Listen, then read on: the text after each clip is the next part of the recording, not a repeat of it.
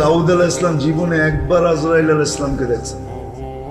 ওনার সাথে খুব বন্ধুত্ব ছিল আজরাইল আলাইহিস সালাম। এক এক নবীর এক এক ফেরেশতার সাথে বন্ধুত্ব ছিল। আমাদের নবীজির ছিল দুইজনের সাথে, সবচেয়ে ঘনিষ্ঠ জিবরিল আলাইহিস সালাম আর মিকাইল আলাইহিস সালামের সাথে বড় ঘনিষ্ঠ বন্ধুত্ব ছিল। তো দাউদ আলাইহিস সালামের ছিল আজরাইল আলাইহিস সালামের সাথে।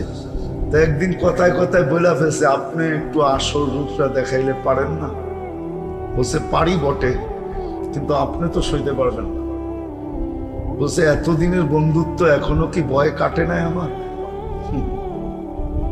এতদিনের বন্ধুত্ব এখনো কি ভয় কাটে নাই আমার? ভয় মনে হয় কেটে গেছে, আপনি দেখান না।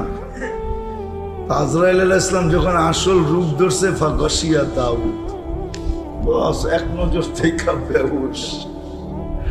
দাউদ আলাইহিস সালাম বলছে, আল্লাহ হুশে আনেন, নাইলে কিয়ামত পর্যন্ত আসবে না। আর আমি তো, আমাকে দেখা বেহুশ তো হয়ে গেছে বটে, কিন্তু হুশে আনার ক্ষমতা তো আমার নাই। হুশে আনার ক্ষমতা আপনারই। আইনা দেন, নাইলে কিয়ামত পর্যন্ত এটা হুশে আসবে না।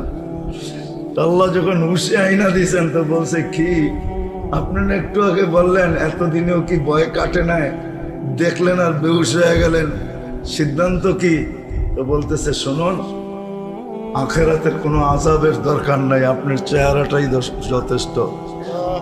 খালি যদি আপনাকে দাঁড় করে আর একে আপনার সামনে বহায় দেয়, তাইলে এটা আমার মতো বারবার হুশে আসবে আর বেহুশ হবে, হুশে আসবে আর বেহুশ হবে, হুশে আসবে আর বেহুশ হবে।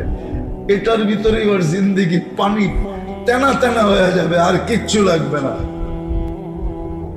তেনা তেনা হয়ে যাবে, আর কিচ্ছু লাগবে না। এরকম বিকট চেহারা আজরাইল আলাইহিস সালামের।